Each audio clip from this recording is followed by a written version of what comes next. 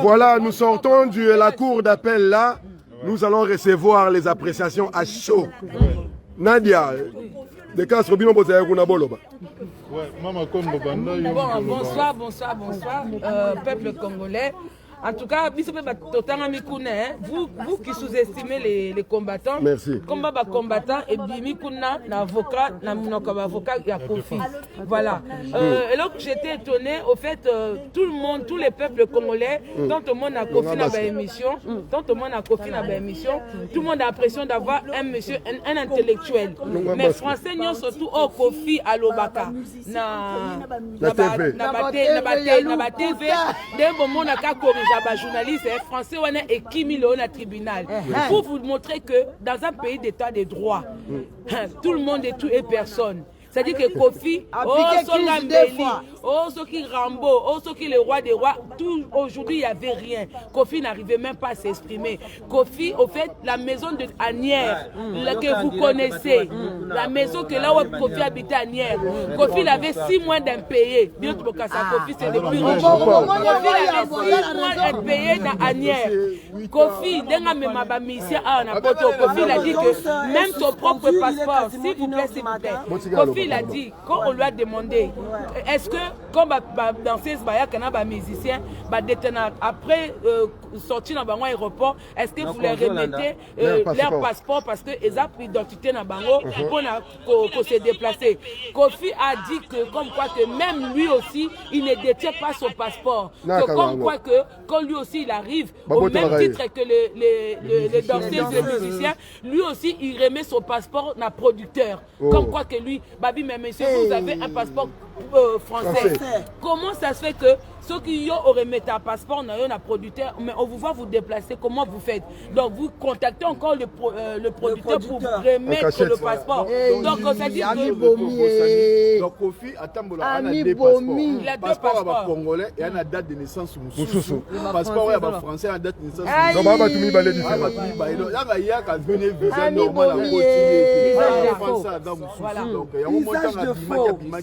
et puis il a nié son nom de Antoine Agbepa. Voilà. Il s'appelle Kofi. Il s'appelle Kofi. Et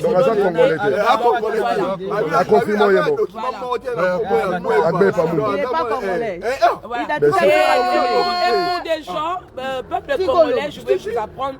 Pour na bateau bozo finga ba danseuse pour na bino ba danseuse do ba na Congo o bozo sous-estimer ba ninga na bino parce que de peur que ba na mboka moko ba trop exaté mais histoire o eza relaté na ba enquête o ba juge ba procureur ba sali mais franchement vous vivez un calvaire. Bon vivre ba que non ça la banquette titi na ndaku ya Anières là où il y avait pas de poignée na ba porte na ba fenêtre ba que non avait fait comment les filles là se sont sauvées et par qui donc ba la lisa garde pompiers, voilà, tout a été vérifié. Donc pour vous dire que Batoko la Kofi au Congo, Bazaba intouchable, mais heureusement qu'en France, c'est un pays de droit. Donc arrêtez de dire que Kofi est libre. Vous voyez à quelle heure nous sortons de donc c'est reporté, au fait, ils vont délibérer le 13 décembre. Peut-être le 13 Kofi va partir parce que le dossier est très lourd. Donc prenez pas ça en légère parce que Kofi, il était très mal à l'aise. Kofi il était stressé et puis il n'est pas tout seul. Dans le bien, ça va enfant légitime.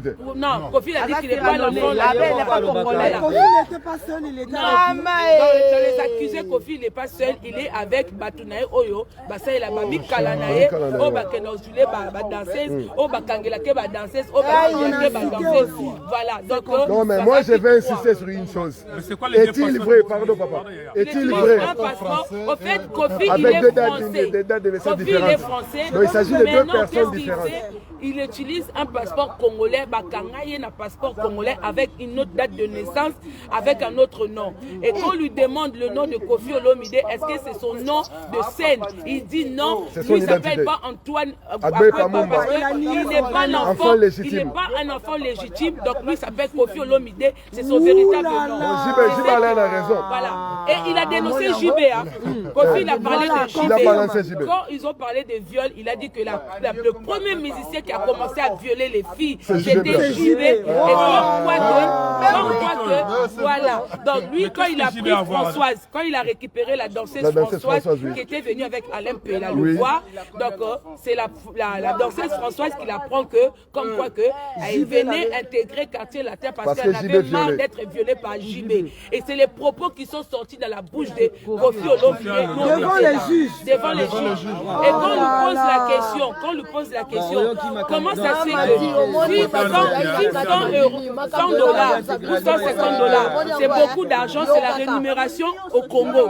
Mais vous faites vos concerts ici en France. Ici en France, il y a le SMIC.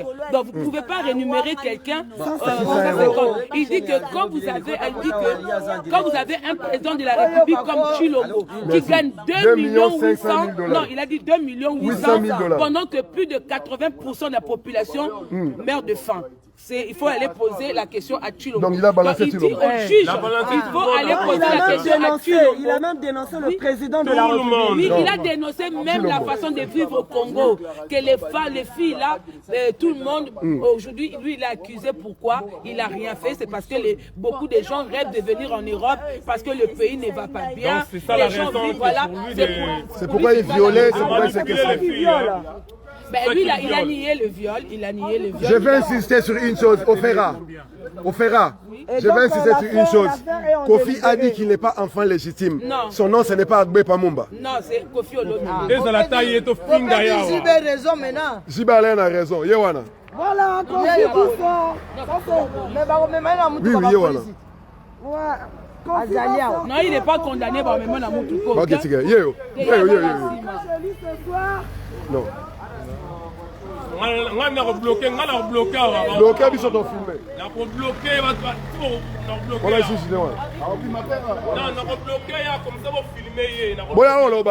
donc Kofi Alobi fils légitime voilà ma parent papa n'a été bien gwe parent n'a été donc Jibe a raison donc yango on a balancé Jibe avec la mutamena qui Françoise voilà mutabana bimana di boso Jibe. Oh là là. De Castro, Yaga. De Castro. Non, Loba.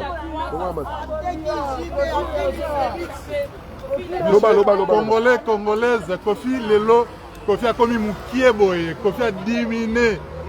Kofi a commis Moukié, Kofi a obino au monde à Lelo a qui petit devant le tribunal à Versailles.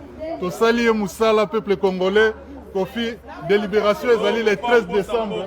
Mais bête sur le sur la tribu, à Katia Kournenge les gars, Kofi a fustigé Félix Chilombo, a gagné 2 800 000 pendant que 98% du peuple congolais, Baoku Fanzala, a fustigé Jibem Piana, même à danseuse, n'a pas boîte à sommer la whisky, à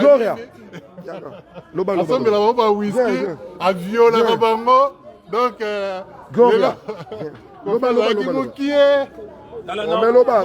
Awangani ke comme on a Agbe Pamumba. Awangana bana na emoko. Alors bien la bana combien? Bana misatu ka raza. Loba Aristote na ba Minou na ba Roquinho. So bana on a ni Didi Del Pire on a nani. Bango tout. Na Saint James Role. Na Saint James Cecilie. Binomo bo ya bandeko. Albika misatu. Bandeko ba bolingo. Nous sommes encore à la cour d'appel de Versailles. Il est 0h45. Nous vous avions dit nous allons la mener jusqu'au bout.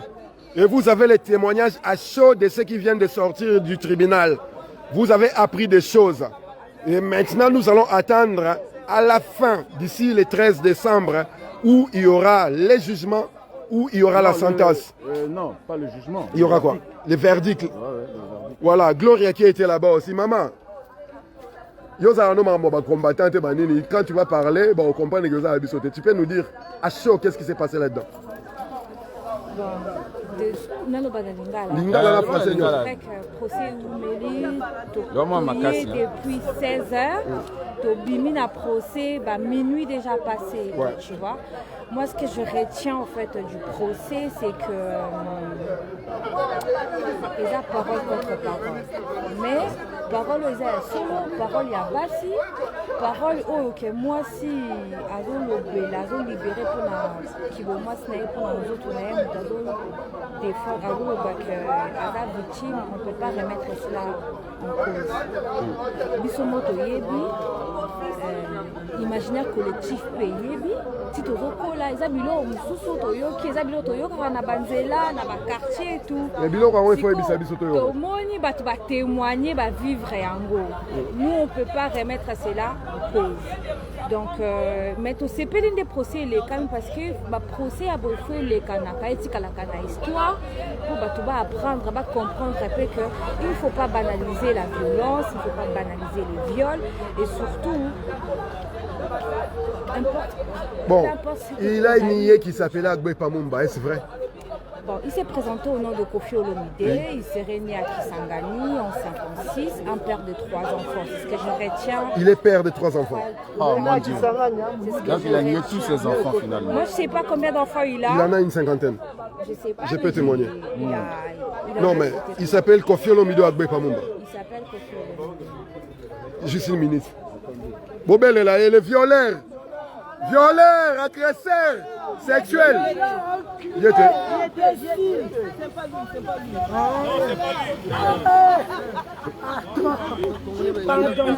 Gloria, il y a aussi du sapin.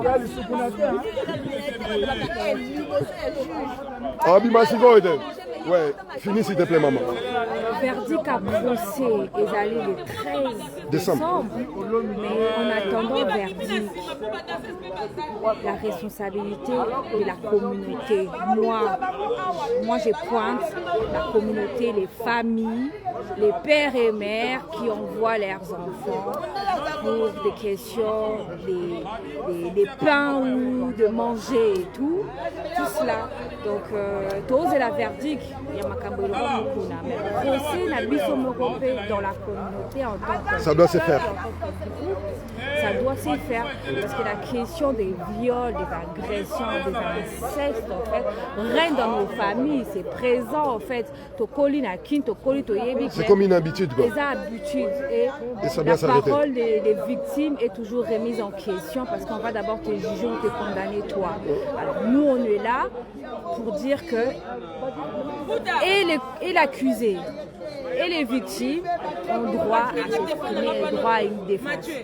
On a assisté à la défense. Maintenant, nous allons attendre le verdict le 13 décembre. Mais en attendant, il faut communauté congolaise Gloria, na bandeli lisusu. Afundi Zibekuna. J'ai cru entendre, ouais. Yebisa biso afundi Zibe oui non. Afundi était ma cité. Alobi Jiba Salile. Funda Jibe, les a apporté Jibe plein de Alobi ni c'est Jibe. A cité parmi violeur, y a un musicien qui aurait violé une des danseuses victimes qui est cité là aussi. Nous devons rappeler que JB a dit à haute voix que Kofi n'était pas congolais. JB a dit ça. Et nous apprenons que Kofi ne s'appelle pas Agbe Pamumba. Il serait un fils illégitime, il aurait 3 enfants. C'est ce qu'il dit. Et ce qu'ici, ouais. Mais yo t'es mamouya lobaki. Banderoba Bolingo, ne prenez pas rigueur à la dame qui est en face de nous. Elle ne fait que rapporter ce qui a été dit par Kofi Olomide. Voilà.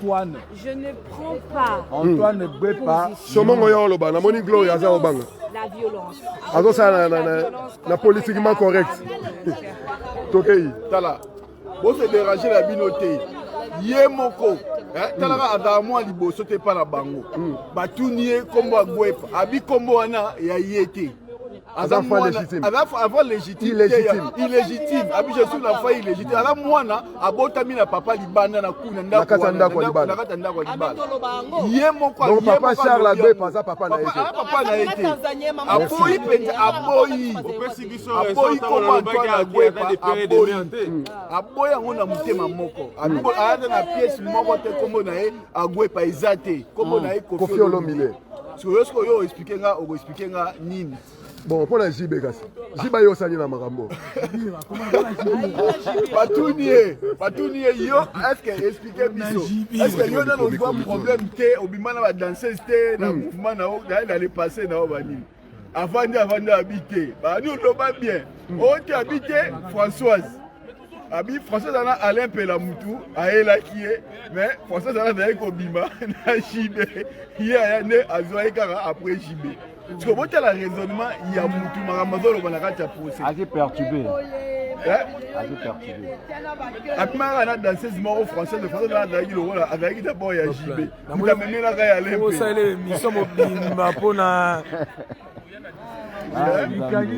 muta memela ya Alain Pela. Bon, c'est quoi Nini? Deux passeports, Masola, deux passeports. Masola, deux passeports. Le deux passeports, ils ont un combo moko. Ils ont la date de naissance, Mokoté. Ou un moko français, ils ont la date de naissance Nango. Ou puis un congolais, ils ont la date de naissance Nango. Donc il y a des tambola, un tambola na passeport congolais. Tu as des commis qu'on arrangé à Bimisi français. Donc il est très dangereux. Et puis le dossier, à côté ici, des documents faux. À négocier dans l'ambassade, lié faux documents. Faux documents. Ils ont des attestations. Et récemment, ma fille avec un passeport et belé, et trouvé et la qui c'est le contraire. On a passé plaidoirie il y a plus de 1h30, 2h, avocat, et bah on est là. Ma fille, hein? Avocat. Donc, il est quoi? Avocat général, moi aussi. Maman présidente, moi aussi. Oh, oui, greffé. Bureau, Malikola, na basi. Et l'avocat de Kofi, on est au bimasco, tout le monde est au long, il masque pas mon abisso. À mon abisso, à jusqu'au dîner, à Boya, à Balole, à Balole. Et c'est avocat qui est un combattant, bango mutu ba influencer avocat général. Avocat général tant azoloba pena nyano ye avocat Kofi que non dossier oyo exact dossier oyo ba combattant mutu ba derrière na ba jaloux na et nous assumons. Donc to yeba ke nous assumons biso mutu wana mwana Kofi za mwana yuma Kofi yuma pena. Donc grand mon pas mon condition là mbele na son base. Songa mbele Bukani. Zéro. Merci. Combattant, combattant, tu es très puissant. Mais tu as mis batté. Tout ça va makambo na kati kuno na bambila na bambila mukonzi wa benge commune balobini ne commune ne balobini ba donc il faut ça la mobilisation. Appelle cette adresse na et Alina Daniel Casanova na blanc alors on a et puis Kofi a fondé danseuse na que abota mwana à faire déclarer na mutu abiba que ça teste à partir de mwana mutu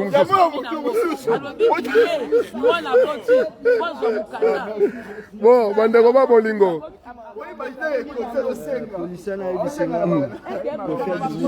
nasima oui les gars liboso bien sûr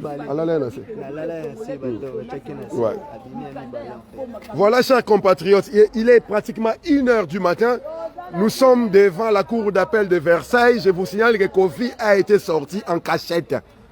Boyebina nous bisote N na N te. Yona omoni N te. O bisoto zana ngole ki N. Na yise bino to na N koleka satana. O bomoni zamuke. Nous serons là le 13 décembre pour voir le verdict et surtout le 27 novembre pour nous assurer que bakotele maza. Boyebina nous bisote. Boyebina nous bisote. Mengu Kofi amona mokele mbembe. Mokele mbembe. De Castro. Nako mokato lobindeni. Oza makambo suka lobate. Chef coutumier. Chef coutumier. Chef coutumier. De Castro. Loba. Batterie 26 là, c'est à 2%. Kofi amoni kimbiriki mokele mbembe. Bolo ba N hein.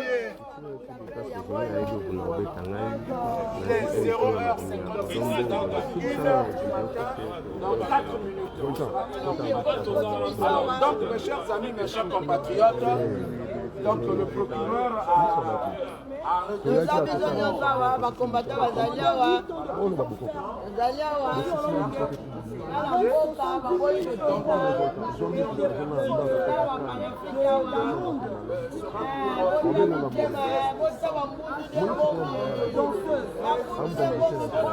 Papa la maman, beaucoup dans les 13 décembre, quelqu'un de parti pour aller là.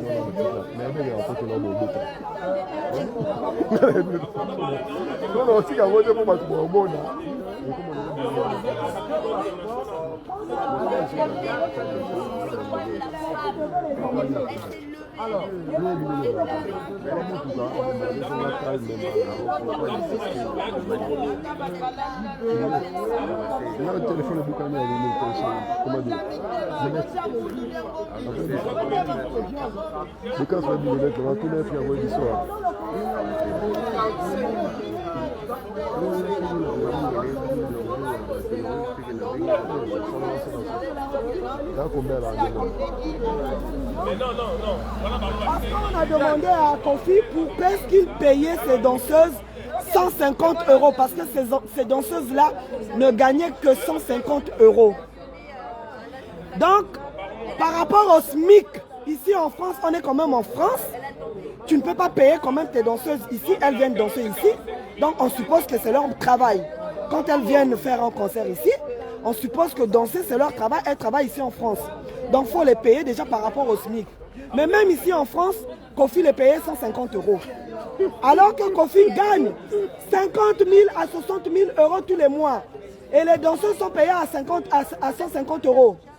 Donc il accuse que c'est le président Félix Tshisekedi qui est responsable de ça. C'est la conjoncture du pays qui fait que Kofi payait ses danseuses à 150 €. Vous voyez l'exploitation. L'exploitation de l'homme par l'homme, du noir par l'homme noir. Et donc du coup... Bon, batterie c'est libre.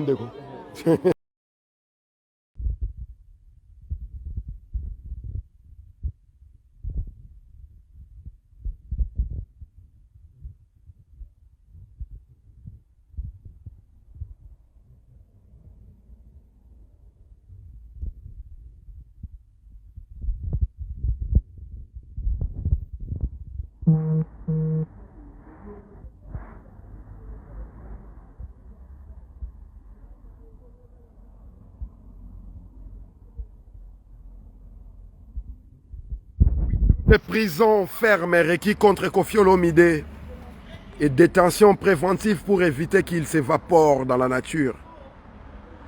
Nous sommes encore là devant la cour d'appel de Versailles pour nous assurer que ces violeurs, agresseurs, pédocriminels, pédophiles aillent crécher en prison. Depuis 15 heures, l'audience est ouverte. Nous sommes encore là, il est pratiquement 23h30. On ne touche pas aux morts du génocide actuel au Congolais. Nous allons nous assurer que cette vérité-là soit connue par le monde entier et nous allons faire ce travail-là conséquemment. Que vous nous aimez ou ne nous aimez pas, on s'en bat les couilles. On s'en bat les couilles. 8 ans de prison ferme requis contre Koffi Olomide par les procureurs. Bolinga bisoto bolinga bisoto toza kunate za makambo Congo. Nous allons nous assurer que ceux qui sont morts pour la patrie puissent reposer en paix et que la justice soit faite.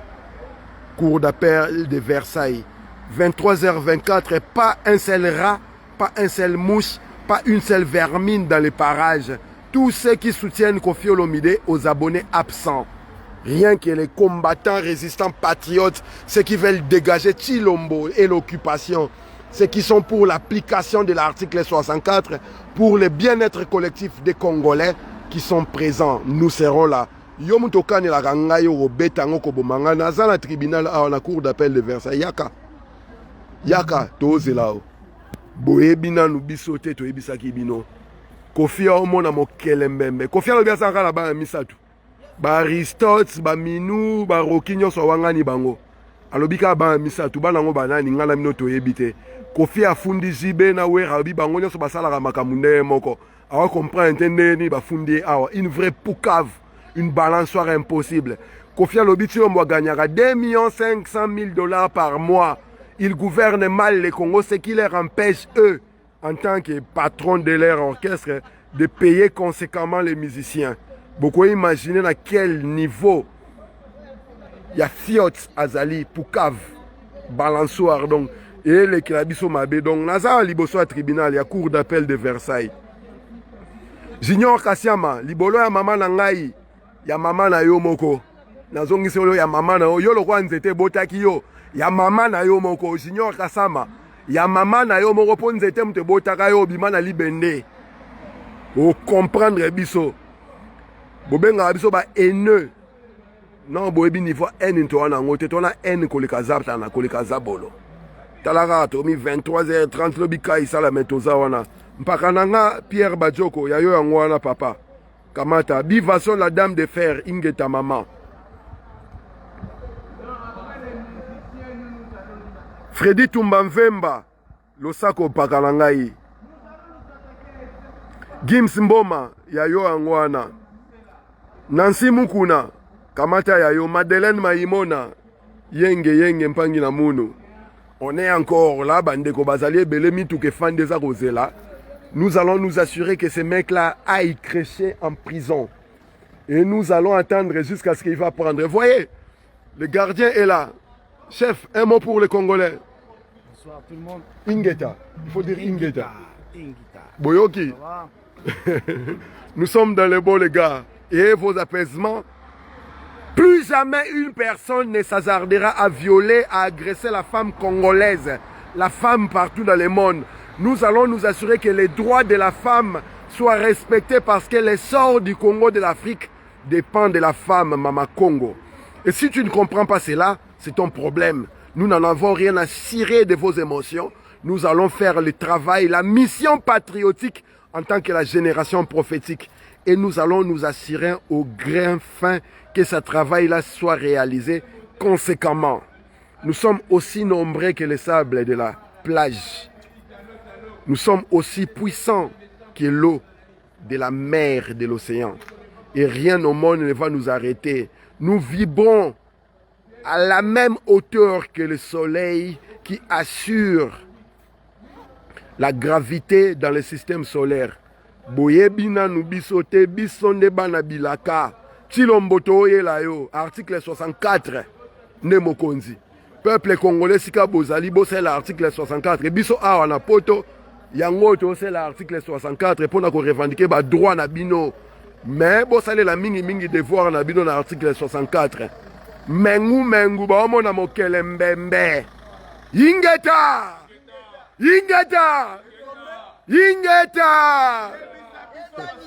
Boyebina no bisote.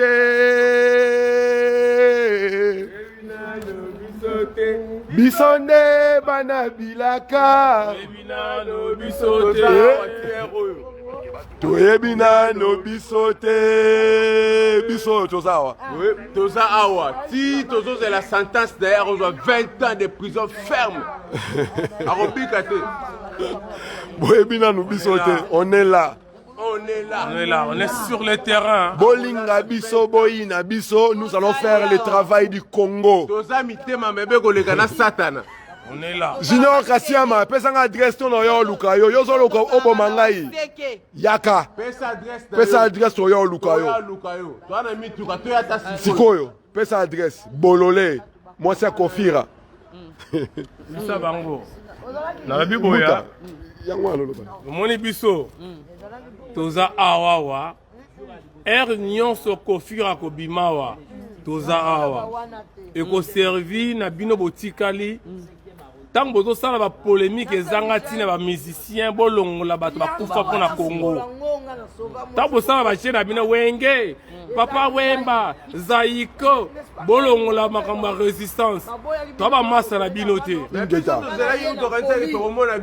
omoni biso to bamasa na bino te bino booganga ebele bakomba soki bato boprotege Kofi bamaître banani bazoba toza awa 23h boza. Donc, ce que vous avez vraiment des couilles. Tant que vous avez des couilles, vous avez mabindi na lingala, ya lingala. Lingala bakanza, mabindi, mapumbu. Et pas la biso vous avez réserve à Koloba. Oko critiquer nga, oko kane nga ko beta nga ko finga nga. Mais a on a terrain au monde na até. Donc, zalaka na respect na nga. Zalaka na respect. Tant que comme na terrain ya front au monde na até. Donc monde na até. Ko ya ko finga nga ba commentaire c'est bien. Ko ya koloba c'est bien mais a on a terrain au monde na até. O nga maître, o nga boye, kanga munoro na yo, kanga mbanga na yo. Bokanga ba mbanga la bino soit disant maître kanga mbanga na yo. Maître bazwa médaille nini ba maître ngo. Voilà. Muto va sentir Yuri. Banda bokoma malgré Tahir. Malgré Yuri, au trahi papa na yo, Zoro Bilele, Yuri, zalaka la notion, sans à maître, kuna na tsuko obunda kunda. Ah on a bitumba o maître zala kimbangu. So sali blague, ngai na rokiti sayo organise sous combat moroti. Na oloba na yo zeiko waiza mwana mayele ayokaka so tetembe tokitisa yo osila zalaka te soki yura tetembe même nga na obete bibote makofi non mais toi ils sont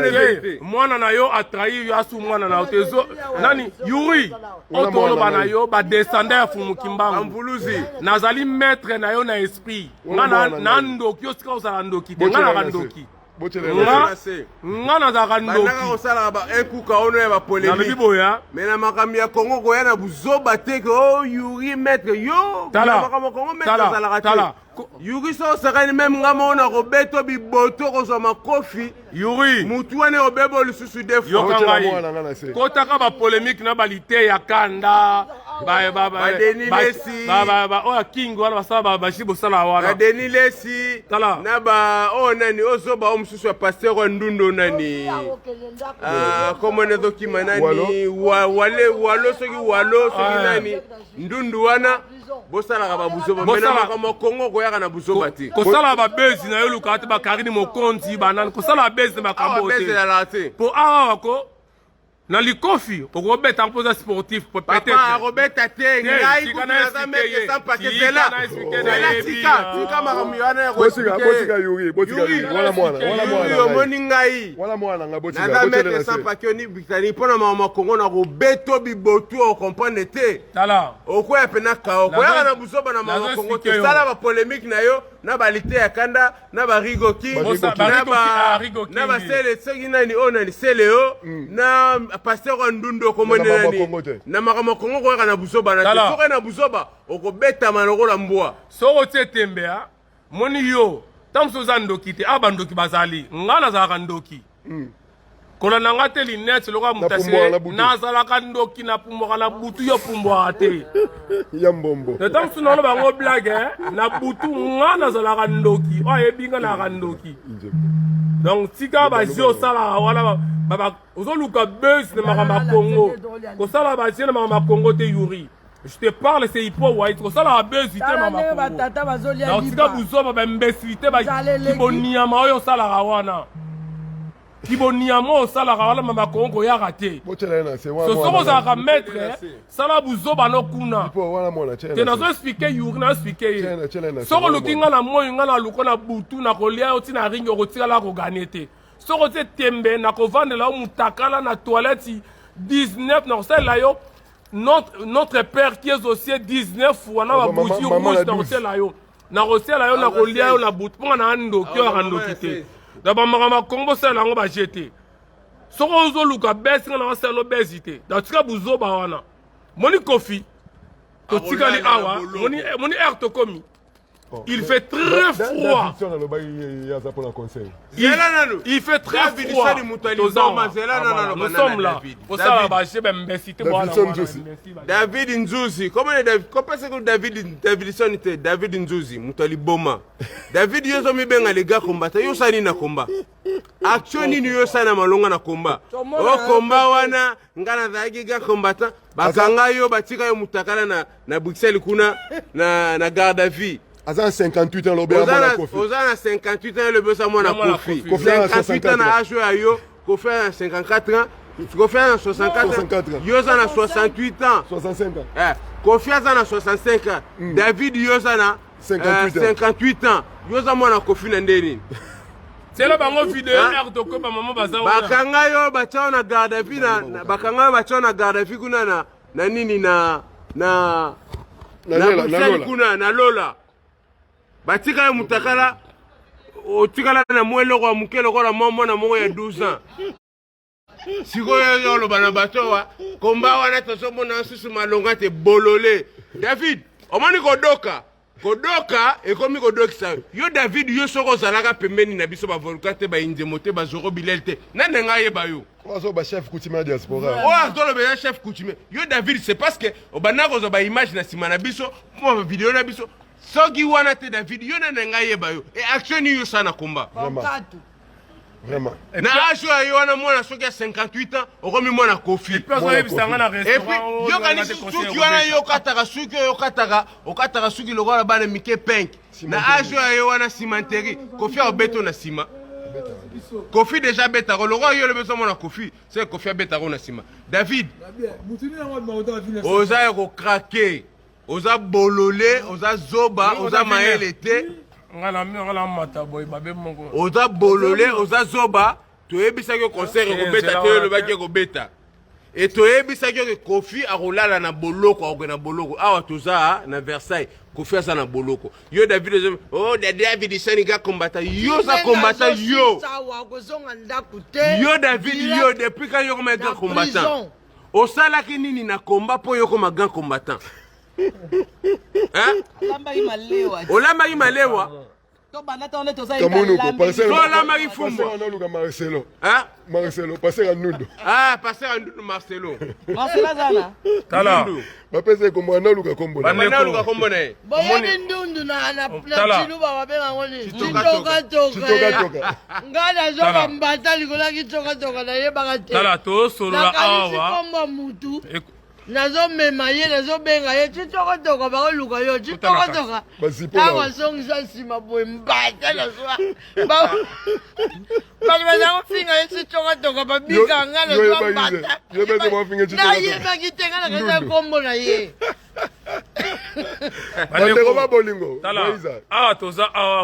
Toza toujours na cour d'appel à Versailles. Là, il est presque, pas presque, mais il est 23h38 minutes. 587. Donc, Bandegboze, Bele, Boholanda, Bisso, Toza Awawa, 7 ans de prison ferme pour la Kofi Olomide. 8 ans de prison ferme. Donc, Nengeza Boye, ils allaient sûr et certains allaient que même ceux qui jugement que c'est les autres, mais eux allaient sûr que Kofi Azozon en Andauta qui est en prison. Moutako Sabinote. Toza pour un sentiment. Papa, ngai na article 64 Chilombo. Article 64 bino ba congolais na Kinshasa. Faut botelemela na Chilombo, faut bobenga na Chilombo. Vraiment. Oya Zoloba, ils a chef coutumier. Mangitukulu bouleversement na français. Mangitukulu on a beaucoup compris na on te là que ça bouleversement, il faut benga na Chilombo matama. Faut benga na e, matamaskin. Faut benga na e. Moi si ya Kagame. Donc ndenge za wana. Chilombo faut benga na e. Mais nazo zongela nanu David nani Nzuzi. Ozomi benga Davidson. Yo komono Davidson te. Yo komono Nzuzi. Kokansate suki wana koma kokata lokola bana mikoza dana 58 ans. Amukola Chilombo kuna. Mukola Chilombo. Chilombo ana 56 ans. Azomi benga mwana Kofi. Kofi azana 65 ans. Kofi azana 65 ans. Chilombo anilongia ba Mongo nzoka mukolo boye. Mama, Kofi azali na 68 ans. Oui. Yo David Ozamu na 58 ans. donc Kofi alinga boto na 10 ans oyo mozo mibenga mwana Kofi na age yo monto ko bolole te sela nonga na silisa nanu mutonga na zolo bana yebiye mutu na ye omoni mutonga na zolo bana na yebiye David comme ne nzuzi na yebiye très bien bolole moko nanu na mona te banato bana komana ata momoko ya français tikala na ko bimisa te et puis aloba na deux mensualités oh makamolo ba yoka na kate makamolo ba yoka na kate aloba na deux mensualités aloba lokola machine ya fufu ezonika fufu donc yende nga za boy zelanga na sister David yo ebi yetenga na yebi nzuzi comme ne nzuzi David akataka suki lokola bana mike akanisa ozozonga mwana muke aza déjà na 58 ans wow. Moi si na liboso bengana kai po amona ki mentalité gezo cerveau ezalaki mukie na defana ba pona yebie moi si na ya liboso bengana ki po abe anavana kana mutu mazo raisonner lokola mongol lokola mwana moko ya mukie raisonnement ça malamu te yo ya koloba ke conseil osonga komba wana ngana zaki ka combattant na moni komi mutema mabe kongo se bongi bolole kongo se bongi David oazolo bano yebi David oazolo bana yo oyebi qui est Papi Volcan eza muto azolo bano to ko yebi yote muto azolo bana yo oyebi yo za mwana Kofi na age yo na 58 ans Kofi za na 68 ans Kofi za na 65 ans Kofi abota na 7 ans bolole banome kadima kuna bafunga bambanga na bango solo baloba kadima kuti banome tali biso te wana za makamna bango garder du temps place lo bagi tokeka na kadima ngai na zozongela nanu njuzi oya zomi benga Davidson comme ne Davidson te comme ne njuzi kuti sabi ko ça yore donc yo David ezala mbala na yo ya suka pe ya liboso oya kolobaka ba bêtise solo ba concert Kofi ko beta boyena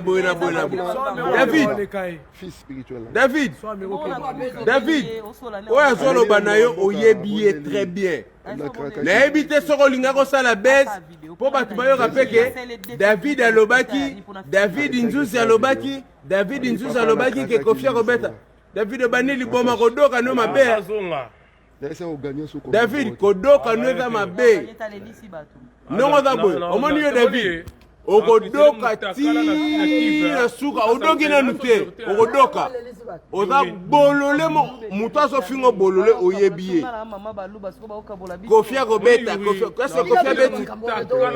beta mais na kozongela loko bateresa te na kozongela yo David yo na pesi moi sino raisonner nga bengana kayo poza yi bolole amona yo cerveau ya bana mike ozo raisonner lokola mpuku ozo raisonner lokola mpukunya ozo raisonner donc lokola ngembo et reverser pe kozala ngembo ya mpukumuni à suivre bandeko ba bolingo pomona batu basala ba vidéo balobara mambo ya combat le combat est là maintenant nous sommes devant la cour d'appel de Versailles il est 23h40 50 bao basala ba vidéo ebele balobara bazali soute mais biso toza wana Yuri oki bandeko ndenge balobi ba papa na yo na ba tanti na yo balobi mwana mayela yo kaka kende ko suwa tubela nga naza tata na yo pe na kozala toujours na yo po na batela yo mais le reste etali bino nga na kuna te bo mona mokele mbembe ingeta